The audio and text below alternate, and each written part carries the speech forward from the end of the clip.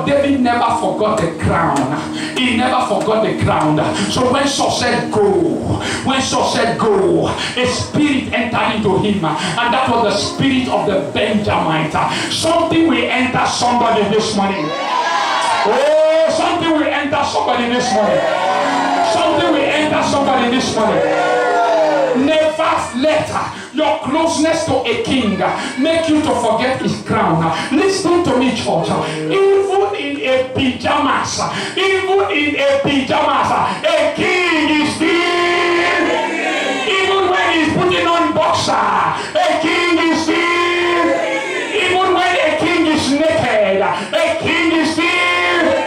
So even though he is not wearing a crown, a king is still a king. Never allow your closeness make you to forget the crown. Listen to me, church. Your pastor may not be everything you want him to be. Your pastor may not have the kind of money you have. He may not have the kind of benefits you have. And your closeness to him, you have been able to see all that he doesn't have. Don't allow it to blind you to what he carries.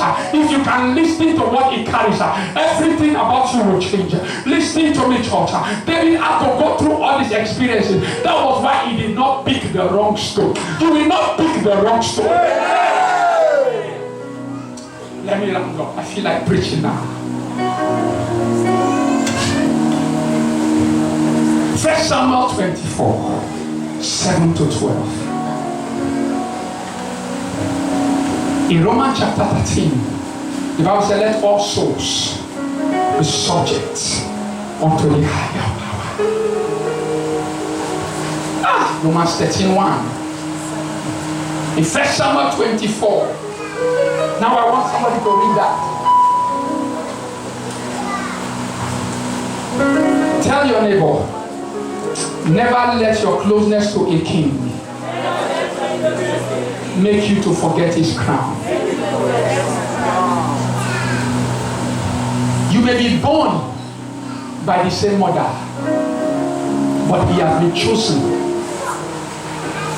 as the father, as the king. You may grow up together as friends, but the time of separation came. He was anointed and he was chosen. Saul was backsliding, but let us see how David treated him. 1 Samuel 24. 7 to 12. Yes. So David saved his servants with these words. Yes. And suffered them not to rise against Saul. Yes. But Saul rose up out of the cave and went on his way. Yes. Verse 8. David also arose afterward and went out of the cave and cried after Saul, saying, My lord the king. And when Saul looked behind him, David stood with his face to the earth and bowed himself. Yes. And David said to Saul, Wherefore hearest thou men's words, saying, Behold, David seeketh thy heart. Behold, this day thy eyes have seen how that the Lord hath delivered thee today into my hand in the cave. And some made me kill thee, but my eyes spared thee. And I said, I will not put forth my hand against my Lord, for he is the Lord's anointed. I will not put forth my hands against the Lord, for he is the Lord's anointed. Yeah. Moreover, my father. See ye, see the skirt of thy robe in my hand. For in that I cut off the skirt of thy robe, and killed thee not. Know thou, and see that there is neither evil nor transgression in my hand, and I have not sinned against thee. Yet thou hauntest my soul to take it. Verse 12. The Lord judge between me and thee, and the Lord avenge me of thee, but my hand shall not be upon thee. Take down 1 Samuel chapter 26, verse 8 to 11, and 16 to 23. Just take it down. In verse 11, David said, the Lord forbid. 1 Samuel 26, 8 to 11 and 16 to 23. The Lord forbid that I should stretch forth my hand against the Lord's anointed. But I pray thee, take down now the spear that is at the blusters and the cruse of water, and let us go. I want to read verse 16. This thing is not good that thou hast done. As the Lord liveth, you are worthy to die, because you have not kept your masters, the Lord's anointed. And now see where the king's spear and the cruse of water is. Verse number 23. The Lord render to every man his righteousness and his faithfulness. For the Lord delivered thee into my hand today, but I will not stretch forth my hand against the Lord's anointed. Even though Saul was backsliding, all that we read, I just boxed it up because of time. David still saw him as his father. That place David said, my Lord. Another translation, the New King James calls it, he called him my father. In other translation, he said, my father. So even though Saul wanted to kill him, he still called him his father. If you hear say, I won't kill, somebody can't tell you, will you still see me as a father? If I scold you, if I tell you what you don't like, will you still see me as a father? Sometimes it can enter our head. And we can even use the microphone to show our anger. Will you still call me your father?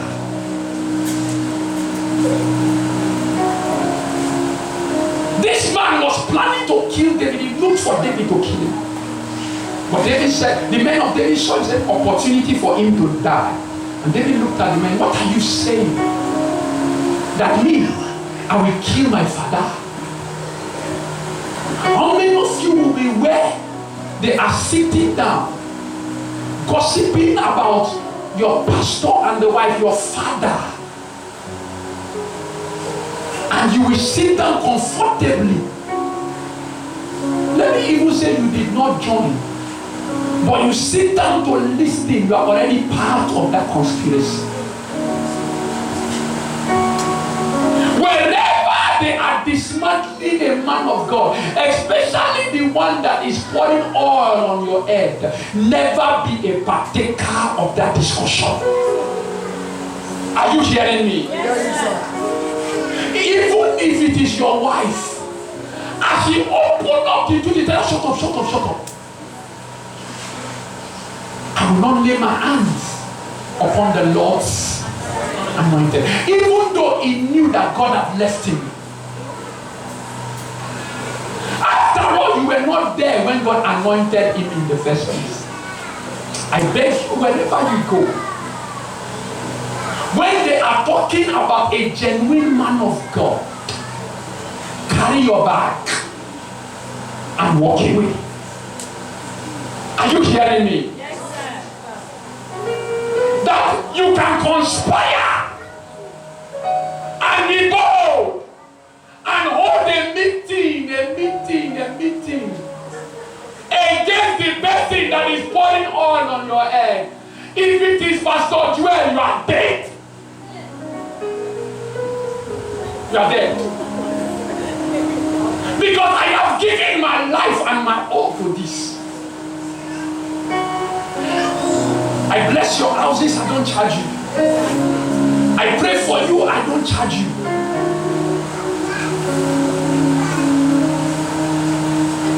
I was talking to a young man in their church, and the pastor comes out to lay a foundation for your house. It is 100,000.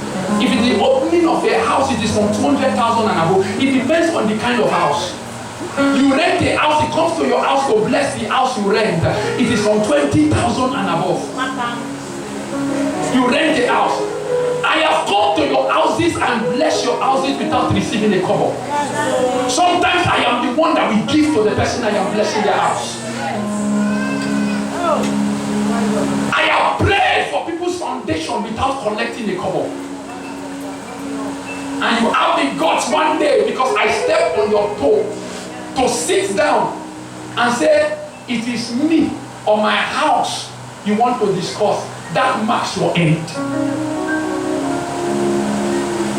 We will not give ourselves totally to this gospel. And you stay somewhere to tear us apart. If you are my son, if you are my daughter, you defend me at all times, even when I am wrong. I don't tear my children outside. Nobody comes from anywhere. It doesn't matter who you are. To talk about anybody here. And I support them as so she be. A bad woman like this. God forbid. You cannot be my own and I tear you. If I must tear you, you must be present. David said, I cannot lay my hands upon the backsliding anointed. So even though the father is in error, you don't discuss his error. That was one of the problems with Ham, the son of Noah. He saw his father's nakedness. Seeing your father's nakedness is a privilege. If your father can confide in you and tell you what he is going through, it is a privilege. No, not everybody has that access. If he comes to your house to visit you, it is a privilege. It is not a right. That I call them for phone in support. Are you mad? They are telling us what we are supposed to do. Do you know the battles we fight? We don't need to show up for you in your house for a proof that we are praying for you. Do you know how many times of the week we bring the list of the church out? And every name that is written, we begin to pray one after the other, one after the other. You come here sometimes, you give testimony. Somebody made a sacrifice in their closet. And you say, I just pray. Small prayer, it didn't just leave me. Do you know the sacrifices others have made? The prayer band comes here every Tuesday morning, and we swear for 2 good hours, pray for you, and one testimony comes. You say, and as I just get there, I just need that. As I need that, I just pray. One man can't show up. That you are saying that it is because you prayed. What of the one they have been praying for you for years? We don't recognize the effort of others in our lives. I am where I am today by the grace of God, but because there are people that backed me up from the beginning. There are people that supported me from the beginning. If not, it would have been a disaster. I would have fallen along the way. There were people that when we were 2, when we were 3, when we were 5, that said, I am still ready to go with you. You don't know my pain. Therefore, you cannot destroy my joy. The king may have backslidden. The pastor may have backslidden. If you are bigger than the pastor, walk away from the church. If you no longer trust him, walk away. If you can no longer stay under him, walk away. But don't ever fight against a grace that at one time or the other raised you. Are you hearing me, somebody? Yes, David looked at Saul and said, how can I slay? His men were telling opportunity. He said, how can I slay the lost anointed? Do you know why? David remembered that when he was about to go and fight Goliath, Saul said, go, and the Lord be with thee. So the spirit of the Benjamites entered him. And he knew that that was one of the force that gave him the power to bring down Goliath. So he did not forget the good that Saul did for him. So even though Saul wanted to kill him, he said, his hand was among the hand that helped me to bring down Goliath. Therefore, I cannot kill him. These were the stages that David went through. And that was why when he went to pick the stones, he was picking the right one because of the rod and the staff. He was picking the right ones.